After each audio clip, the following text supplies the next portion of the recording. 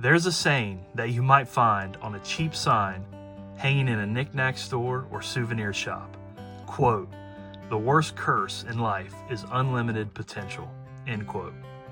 It's not something that most of us have to worry about. Our limitations are often as plain as the noses on our faces. But every now and then, a player comes along with that limitless potential. And far too often we learn that cliches often have a basis of truth. Hey y'all, welcome back to the channel. Rob here. Man, this is another episode of my Baseball Players You Should Know series.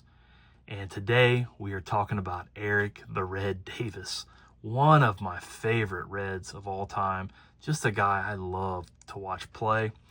And I'm getting my information for this series from a book from Joel Luckup called 100 Things Reds Fans Should Know and Do Before They Die. And when Eric Davis arrived on the scene in Cincinnati in 1984, he came with the label of unlimited potential.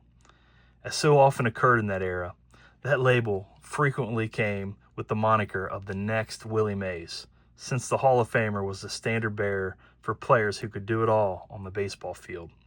And Davis, a legitimate five-tool player, if there ever was one, could indeed do it all. His greatness was quickly recognized by teammate Dave Parker, who said Eric is blessed with the world-class speed, great leaping ability, a body to play until he's 42, tremendous bat speed and power, and a throwing arm you wouldn't believe. There's an aura to everything he does. I tell you frankly that I'd pay to see him if I had to. And it wasn't long before Davis was no longer referred to as the next Willie Mays and was now being called the first Eric Davis. His amazing combination of power and speed led to 27 home runs and 80 stolen bases in 1986, levels that have been only reached by one other player, Rickey Henderson. The following year, Davis walloped 37 long balls and stole 50 bases. The first player ever to reach those two marks in the same year. He also won the first of 3 of his Gold Gloves.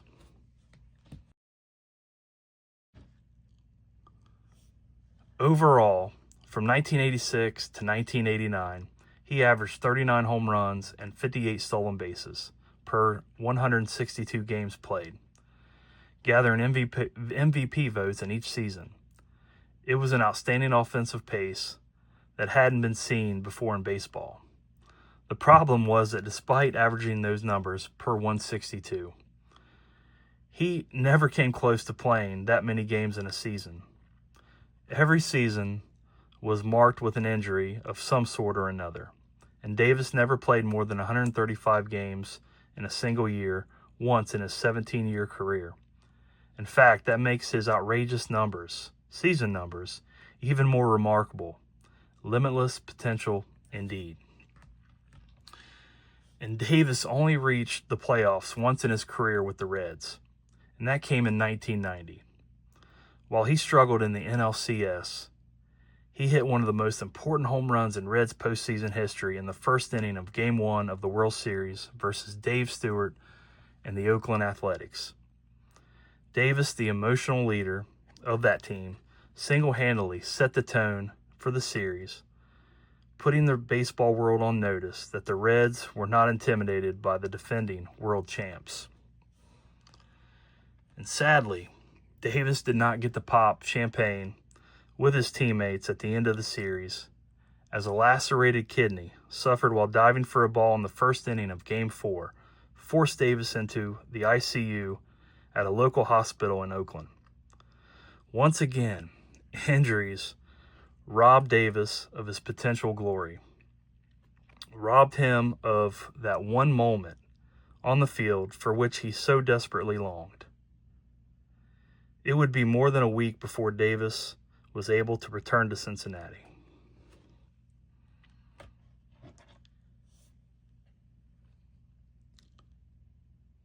And later on, Eric Davis was dealt to the Los Angeles Dodgers to play for his hometown team.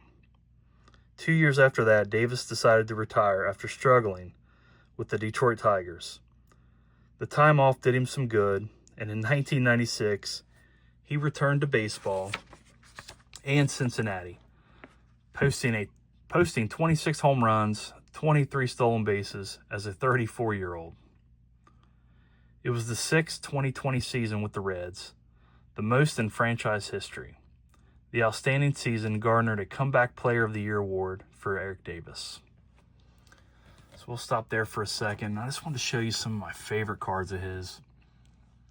This one especially, man. I love this card. This is my favorite Eric Davis autograph. I just like it because he's in his World Series jersey here. It was such a big moment for me as a kid. Probably the biggest moment in my fandom as a Reds, following the Reds. And I just love this card too. I think this is his first ever card. It's a 1982 TCMA when he played for the Cedar Rapids Reds, minor league card. Got his eyes shut here. Not sure why they used that image on the card, but I still think it's a really cool card. And then I picked this one up not too long ago, and I absolutely love it, man. This is from 1986. It's a Sports Illustrated, a poster test sticker. I just think it's such a cool image, man. You just don't see these too often. Nothing on the back. When they sold posters in stores, they would use this sticker and put it on a post or next to where the posters were sold. And just absolutely love that. So I'll read this last little bit about Davis and end the video.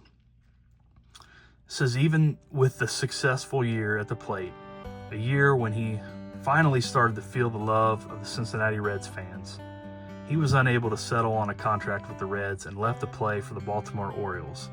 While in Baltimore, Davis was diagnosed with colon cancer, robbing him of most of the 1997 season. He won the battle with cancer, and with that victory, also was awarded the Hutch Award, the Roberto Clemente Award, and the Tony Conigliaro Award, all celebrating Davis's positive outlook while faced with adversity. He also took home a second Comeback Player of the Year award in 1998 when he hit a career-high .327 with 28 home runs for the Orioles. The outfielder played 3 more seasons before hanging up his cleats in 2001. In 2005, he was inducted into the Reds Hall of Fame. Eventually, he would come back to the Reds once again, this time as a special assistant to the general manager and roving minor league instructor. That's it, guys. Thank you so much for watching this series. Y'all take care, and God bless. Bye.